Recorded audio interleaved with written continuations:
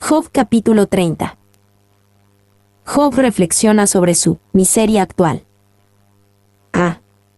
La pérdida del respeto a Job en la comunidad. 1 a 8. El carácter vil de los hombres que ahora se burlan de Job. Pero ahora se ríen de mí los más jóvenes que yo, a cuyos padres yo desdeñara poner con los perros de mi ganado. ¿Y de qué me serviría ni aun la fuerza de sus manos? No tienen fuerza alguna. Por causa de la pobreza y del hambre andaban solos, huían a la soledad, al lugar tenebroso, asolado y desierto. Recogían malvas entre los arbustos y raíces de enebro para calentarse. Eran arrojados de entre las gentes, y todos les daban grita como tras el ladrón. Habitaban en las barrancas de los arroyos, en las cavernas de la tierra y en las rocas. Bramaban entre las matas y se reunían debajo de los espinos. Hijos de viles y hombres sin nombre, más bajos que la misma tierra. Pero ahora se ríen de mí los más jóvenes que yo, a cuyos padres yo desdeñara poner con los perros de mi ganado. Job era torturado por la ironía de todo esto.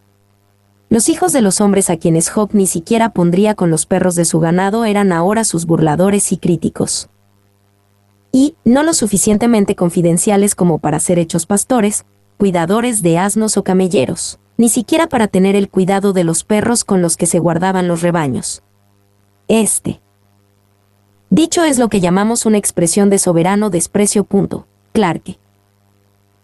2. Los perros son mencionados en todas partes con desdén, como criaturas sucias, inútiles y malditas, como 2 Samuel 16:9, 2 Reyes 8:13, Filipenses 3:2, Apocalipsis 22:15. Paul. B. Por causa de la pobreza y del hambre andaban solos. Habitaban en las barrancas de los arroyos.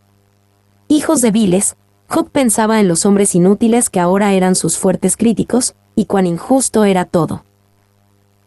Y esta larga descripción de estos padres inútiles es una forma especial de retórica. Definir cada faceta de su libertinaje, expresarlo de 6 maneras diferentes, no pretende enorgullecerse de ello, sino realzar la naturaleza patética de su deshonra. Sneak. 2, 9 a 15. La burla que Job tiene que soportar.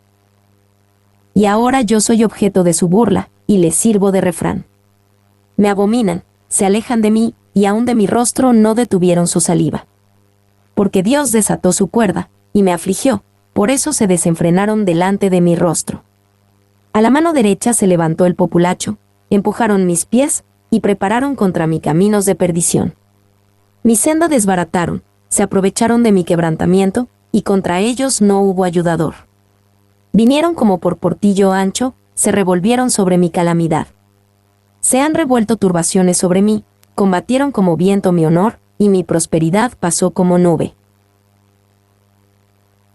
Y ahora yo soy objeto de su burla, y les sirvo de refrán. Job ahora era vil a los ojos de estos hombres sin valor. Y él no se escabulló fuera de la ciudad, lo corrieron.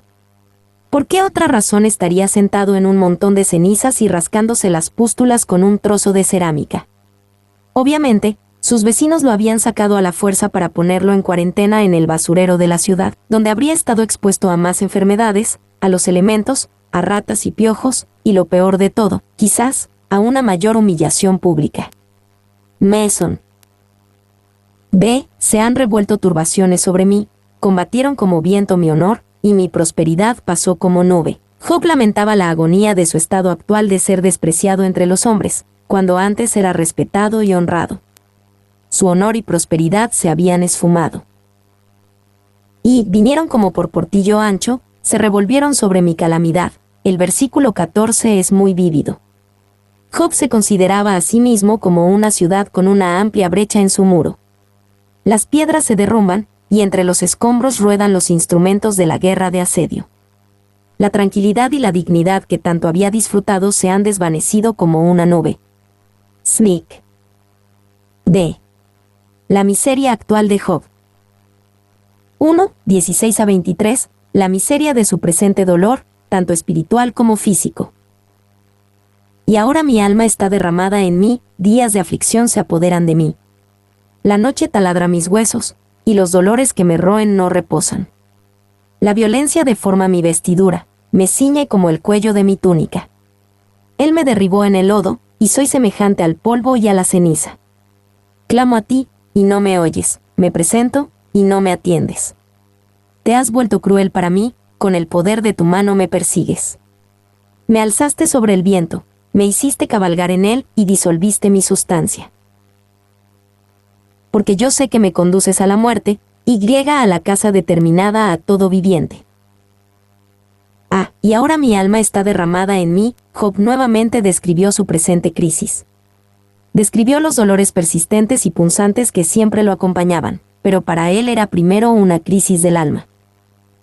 La noche taladra mis huesos, los dolores que me roen no reposan, la violencia deforma mi vestidura. Con poder poético y elocuencia, Job describió la agonía física de su sufrimiento. Y la Nueva Traducción Viviente tiene una interpretación útil de Job 30, 18-19. Con mano fuerte, Dios me agarra de la camisa, me toma del cuello de mi abrigo. Me ha lanzado al barro, no soy más que polvo y ceniza. 2. En un estallido final de dolor. Job lucha con el dolor puro de su enfermedad como si fuera objetivamente un monstruo aterrador, masticando su carne día y noche. Andersen. 3. Mason comentó sobre la larga e intensa lucha que tuvo Job con Dios, y sobre el resultado final para Job. Clásicamente, hay dos formas de solicitar el favor de Dios. Una forma es esforzarse mucho por ser muy bueno y esperar que Dios se dé cuenta. La otra forma es rogar a Dios por su bendición y negarse a dejarlo libre hasta que responda. Son aquellos que se niegan a renunciar a Dios los que terminan con su bendición. Se clamo a ti, y no me oyes. Este era el peor aspecto del sufrimiento de Job, la sensación de que Dios lo había abandonado. Es innegable que sentía que Dios estaba en su contra. Con el poder de tu mano me persigues, disolviste mi sustancia. Ciertamente, Job sentía que Dios quería destruirlo y que terminaría haciéndolo, porque yo sé que me conduces a la muerte. Y el ataque constante de Dios, su poder despiadado, Job 30 horas y 21 minutos, era tan completamente opuesto a la amistad íntima de Job con Dios en aquellos días pasados cuando aún percibía que Dios estaba de su lado. Job 29, 4-5. Sneak. 2. Porque yo sé que me conduces a la muerte. Bajo la depresión de su espíritu, él estaba seguro de que muy pronto moriría. Temía que Dios no relajara los golpes de su mano hasta que su cuerpo se convirtiera en una ruina, y entonces tendría descanso. Pero no murió en ese tiempo. Él se recuperó por completo y Dios le dio el doble de lo que tenía antes. Le esperaba una vida de utilidad, felicidad y honor, y, sin embargo, había colocado su propia lápida y se consideraba hombre muerto. Spurgeon. 2. 24-31. La miseria de la injusticia hecha a Job. Mas él no extenderá la mano contra el sepulcro. ¿Clamarán los sepultados cuando él los quebrantare? ¿No lloré yo al afligido? ¿Y mi alma no se entristeció sobre el menesteroso? Cuando esperaba yo el bien, entonces vino el mal, y cuando esperaba luz, vino la oscuridad. Mis entrañas se agitan, y no reposan, días de aflicción me han sobrecogido. Ando ennegrecido, y no por el sol, me he levantado en la congregación, y clamado. He venido a ser hermano de chacales, y compañero de avestruces. Mi piel se ha ennegrecido y se me cae, y mis huesos arden de calor. Se ha cambiado mi arpa en luto, y mi flauta en voz de lamentadores. Mas él no extenderá la mano contra el sepulcro. Job sentía, Dios, eres más misericordioso que esto. No afligirías a un lamentable sepulcro si tan solo clamara a ti. Job se preguntaba por qué Dios no respondía a sus clamores.